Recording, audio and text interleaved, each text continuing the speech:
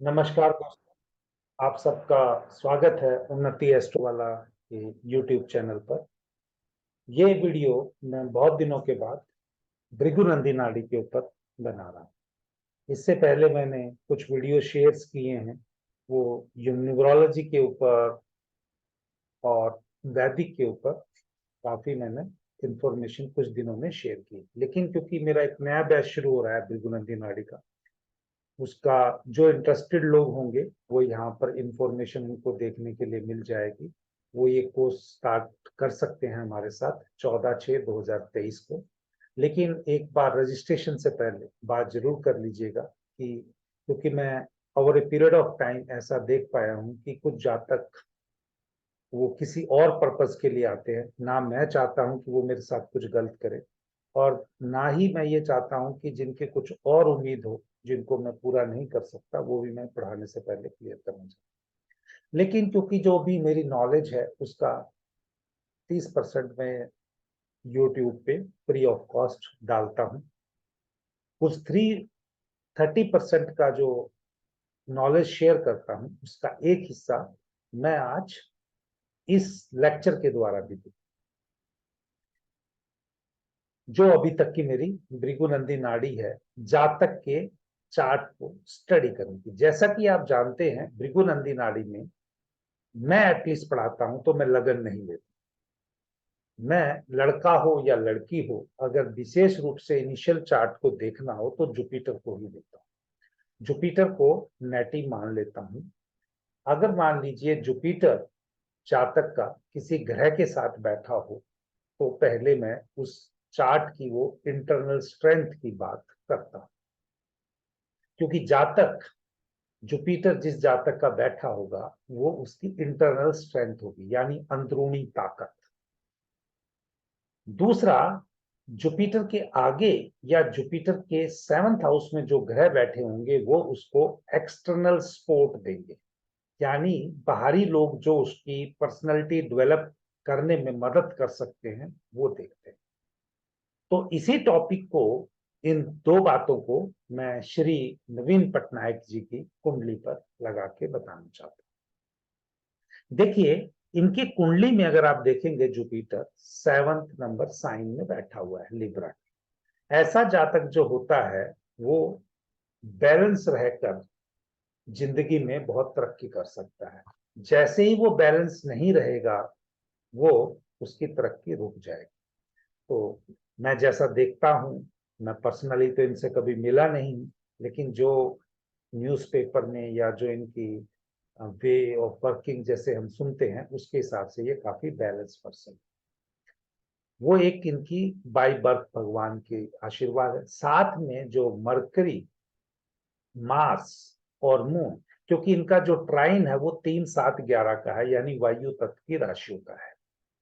तो इन्होंने जो शिक्षा ली पहले वो 8 साइट्स की ली, और ये मैक्सिमम टाइम इन्होंने एज ए राइटर या घर से दूर, Jupiter and moon away from home, mercury plus moon completing education from away from home, या आप कह लीजिए कोई काम करने के सिलसिले में तो हम सैटर्न से देखेंगे, लेकिन मरकरी और अगर हम चंद्रमा का योग देखना हो तो ये जातक का व्यापार के संबंधित, ट्रैवल के संबंधित, या आप कह लीजिए कम्युनिकेशन के संबंधित या राइटिंग के संबंधित, एजुकेशन के संबंधित, ये इनका ट्रैवल दिखता है। बट जुपिटर मार्स जो इनके चार्ट में है, जुपिटर मार्स जब किसी जातक के चार्ट में होता है वो जातक को स्किल जरूर देता है।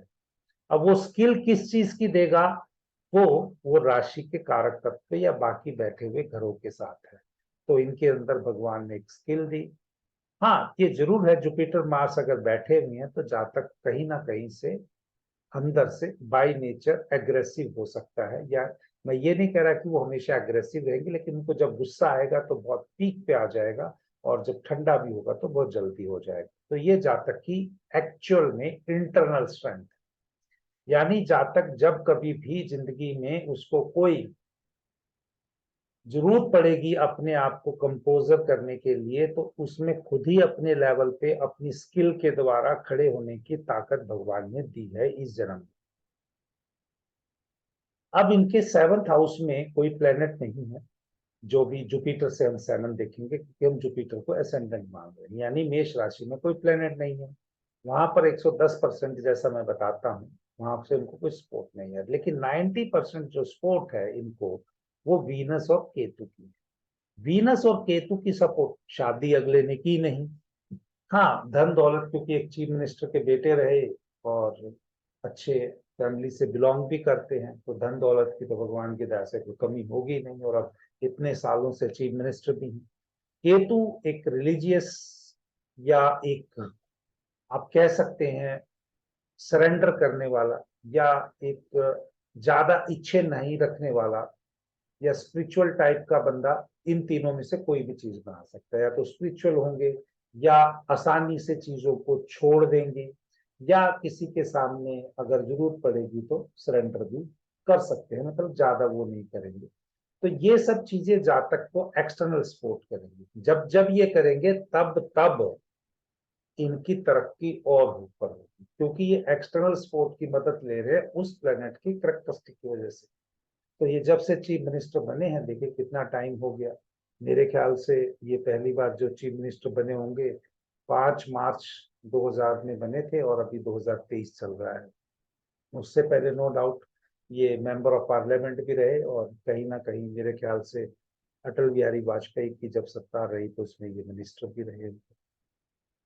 अब दूसरी बात जो इनके चार्ट से, क्यों भृगुनंदी नाड़ी को आपको चार्ट रीड करना आना चाहिए। कारक तत्व आपको पता चल गए होंगे, जो इस उन्नति एस्ट्रो वाला के प्लेटफॉर्म पे हम आपको प्रैक्टिकली चार्ट्स की जो विशेषता है उसमें देखने के सक्षम बनाते हैं, ताकि आप अपने लेवल पे उसको प्रैक्टिस कर सकें।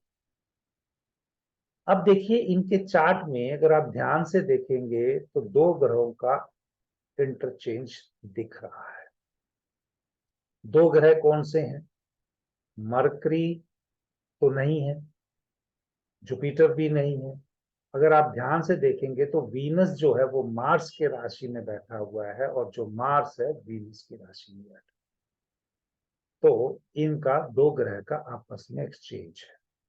मार्स बेसिकली केतु के साथ आ जाएगा, और वीनस जो है वो जुपिटर के साथ चला जाएगा। जब जुपिटर और वीनस की कॉम्बिनेशन है, वो जातक को ब्लेस्ड बना।